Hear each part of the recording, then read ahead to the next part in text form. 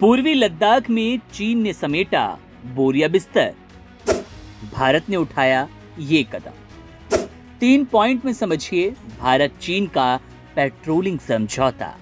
प्रधानमंत्री नरेंद्र मोदी की रूस यात्रा के बाद देश भर में एलएसी की खूब चर्चा है। प्रधानमंत्री मोदी की रूस यात्रा से पहले विदेश सचिव ने प्रेस कॉन्फ्रेंस करके बताया कि भारत और चीन के बीच वास्तविक नियंत्रण रेखा यानी कि एलएसी पर पेट्रोलिंग का समझौता हुआ है।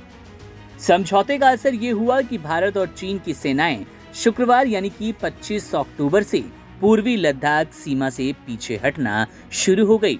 न्यूज एजेंसी एएनआई के मुताबिक पूर्वी लद्दाख के डेमचोक और देपसांग पॉइंट में दोनों सेनाओं ने अपने अस्थायी टेंट और शेड्स हटा लिए हैं। गाड़ियां और मिलिट्री उपकरण भी पीछे ले जाए जा रहे हैं। मीडिया रिपोर्ट्स के मुताबिक 28 और 29 अक्टूबर तक दोनों देश देपसांग और डेमचोक से अपनी अपनी सेनाएं पूरी तरह हटा लेंगे। चलिए अब बात करते हैं भारत चीन के उस पेट्रोलिंग समझौते के बारे में जिसकी चर्चा खूब हो रही है। प्रधानमंत्री नरेंद्र मोदी की ब्रिक्स यात्रा के पहले ये समझौता फाइनल हुआ। ब्रिक्स में नरेंद्र मोदी और चीन के राष्ट्रपति शी जिनपिंग के बीच मुलाकात हुई थी। मोदी ने यहां कहा था कि शांति कायम रखना हर हाल में जरूरी है। पूर्वी लद्दाख में line of actual control LAC पर अप्रैल 2020 की स्थिति बहाल करने के लिए चीन और भारत राजी हुए। यानी अब चीन की आर्मी उन इलाकों से हटेगी जहां उसने अतिक्रमण किया था। भारतीय विदेश मंत्रालय के प्रवक्ता विक्रम मिस्री ने बताया था कि भारत चीन के सीमावर्ती इलाकों में पेट्रोलिंग के साथ 2020 के बाद उठे मुद्दों को सुलझाने के लिए प्रस्ताव तैयार हुआ। इस पर दोनों देश कदम उठाएंगे। 2020 में भारत चीन के सैनिकों के बीच गलवान झड़प के बाद से देपसांग और डेमचोक में तनाव बना हुआ था।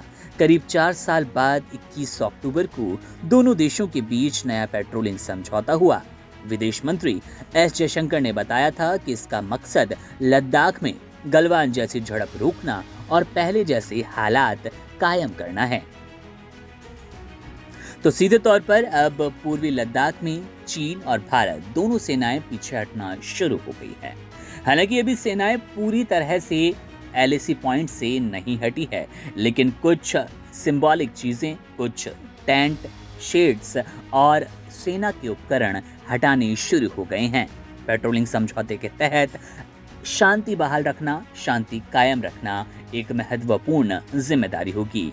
देखना दिलचस्प होगा कि प्रधानमंत्री नरेंद्र मोदी रशिया यात्रा के बाद से जब लौटे हैं तो क्या इसका असर सचमुच वैसा ही होने वाला है। एलएसी पर तनाव बिल्कुल खत्म हो जाएगा। क्या समझौते के तहत भारत और चीन ने जो बातें सामने रखी, जिन बिंदुओं पर काम करना शुरू हुआ, उसका असर बहुत जल्द देखने को मिलेगा या इसके लिए अभी इंतजार करना होगा। लेकिन अभी ताज़ा जानकारी तो यही मिल रही है कि एलएसी का तनाव जल्द समाप्त हो सकता है। दोनों सेनाओं ने अपना प्रभाव दिखाना शुरू कर दिया है। वो टेंट हो, गाड़ियां हो या सेना पीछे हटती दिखाई दे रही है।